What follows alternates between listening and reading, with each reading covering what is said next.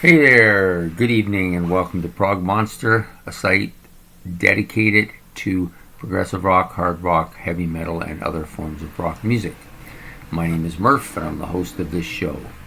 Tonight's Wednesday night, so that means it's Wednesday night favorites. And tonight we're doing a top 10 musical interest. Today I've decided, since I've done bass, drums, guitars and keyboards, I'm now going to do woodwind and brass instruments. So basically sax and flute, pretty much, and trumpet. Rock musicians who play those, and I have my personal favorite way at the top there, and nobody's even close. So we're going to do pretty much what we always do. We'll do from 10th place to first place, or from least to most, or from worst to best, or from whatever you want to call it. And I'll do a few honorable mentions at the end. So anyways, we're going to start with a lot of these players, sax players, flute players, trumpet players, a lot of them usually play more than one instrument, but I'll tell you which instrument it is that I am rating them for here. So basically I have about half of them are sax players, and then you got about the other half are flute, with one trumpet player in there, I believe. Yeah, no, there's two. So two trumpet players, and then the other two are split evenly. So we're going to start at the bottom at number 10. A guy who played with Blood, Sweat, and Tears. Not a band I like much. I don't really like a lot of their stuff. I don't dislike a lot of their stuff, but I like his trumpet playing quite a bit, and that's Lou Suloff. Very good trumpet player, and of course he fits in this band very well, because they're a band that relies on this kind of stuff quite a bit. So we're going to go with Lou at number 10. Okay, number 9, one of my favorite vocalists of all time, one of my favorite musicians of all time, probably my favorite solo artist, but tonight we're talking about his ability on the flute, and that is Peter Gabriel of Genesis and solo. I like his flute playing. It's pretty good for a progressive rock band. I don't think he's a top-notch flute player by any stretch of the imagination, but he does play well on the songs he plays on flute, especially on the Genesis stuff. Okay, so number 8, I believe, yes, I am right. I just realized that she's the only female in the list. A flute player, again. Not somebody people think of as a flute player. She didn't do it a lot. There's maybe one or two tracks that I remember her doing, but she's pretty good flute player here. Not to mention that she's an excellent vocalist, and we're talking about Hart and Ann Wilson, who plays the flute on a couple of tracks on some of the older stuff. So she's my number 8. I love Ann Wilson. Number 7, trumpet player. Good trumpet player too. Off the charts on a couple of songs that he did. And again, I'm not a huge fan of the band that he's with. Dave Matthews is the band. It's not a band I follow much, but I love the trumpet on a couple of songs he does, and we're talking about Rashawn Ross. Yeah, guy knocks it out of the park, man. He's really good. Number 7, Rashawn Ross, Dave Matthews Band, trumpet. Okay, so now we're getting into the guys who I have a lot more familiarity with, people I've listened to quite a bit more. The first 4 guys, or four people, have a couple songs I like, or I may have heard them a couple times or a few times. But the next 6, from 6 up, are guys I've listened to a fair bit. Number 6 is from a band I like quite a bit, Supertramp, and we're talking about John Helliwell. He plays the sax on this. on quite a few, and I like his sax playing quite a bit. It really draws out a lot of the really good stuff that I like on Supertramp. This is a band. Some people say it's a little more progressive, a little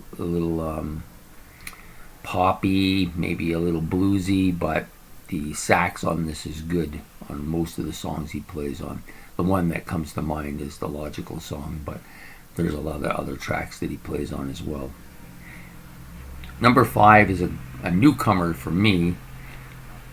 Been on this list. If I was to do this list 6 months ago, he wouldn't be on here. Not even honorable, because I never really listened to him much and didn't even know his name. But I've been listening to one of their albums quite a bit, and I really think that this guy is underrated in a lot of ways. Not well known either, but good. And he's not just good on one instrument, he's good on two. So he's one of the few on here that I'm going to note him for both his sax and flute playing. And we're talking about Greg Ham of Men at Work. I've been listening to that Men at Work album, Business as Usual, a lot, and he's very good. And I've come to like him enough to put him as high as 5th already. I think if I'd been listening to him for longer, he would be even higher. But still pretty new to the group, to this genre for me. So I really dig his stuff. Anyways, the next one up, number 4. This is going to be, a lot of people will know this. This is Dick Perry from Pink Floyd, who joined. He wasn't a member of Pink Floyd, but he would do the sax parts, especially on Money and a few other songs that they got him to play on. But he knocks it out of the park on the ones that he does do, and I like his playing quite a bit. Sax is one of those instruments, it can be like a lead instrument. It can almost replace the guitar and stuff. That's how good it is, I think. So Dick Perry we're talking about. Now number 3 and number 2 can switch around. One of them I like more for his versatility and a bunch of different instruments: flute, clarinet, saxophone. He plays them all. The other guy, I like him for one particular track, but I do like his playing in general, but I like this one particular track quite a bit. So he gets the 2nd place nod for that track. Anyways, Ian MacDonald will go number 3 from King Crimson, playing flute, clarinet, and sax for them at all different points. And he does it very tastefully as well, I might add. The number 2 guy wasn't a member of this group, but filled in once and he just knocked it right out of the park on that song. And the song is the song went out of my head. I think it was Urgent. I think it's Urgent from Foreigner. And it's Junior Walker playing here. Guy's great. He just came in and knocked it out of the park. Fantastic player too. One of the best sax players around, at least in the rock genre. I know there's lots of sax and flute and stuff like that in the jazz, but I am not heavily into jazz, and that might change. But at this point in time, I'm not. So, and this list is based on the top 10 rock artists who play woodwind or brass instruments. My 10 favorite, anyways. Number 1 is Ian Anderson. There was never any doubt that he was going to be number 1. It's not even close, and it never has been, and likely never will be. He was one of the first musicians to bring the flute to rock music. He did it the best when he started, and he's still the best as far as I'm concerned. Ian Anderson, Jethro Tull, flute. And the good thing about Ian Anderson, he seems to be able to learn to play any instrument he picks up. He's got it like guitar, bass, drums, flute, piccolo, recorder, keyboards, even drums. The guy can do it all. But no doubt he's noted mostly for his flute playing, and he's just an incredible flute player. There's a dozen songs I could think of that wouldn't be the same without his flute on it. So there you have it, my top 10 rock artists who practice either wind or brass instruments for tonight. And I'm hoping you enjoyed this. Oh, I'm not done. I forgot. I got to do my honorable mentions, right? So I have 4 honorable mentions. I tried to space it out a bit. Get some people in there that would be known, but not necessarily super well known. So I wrote John Field, Jade Warrior on flute.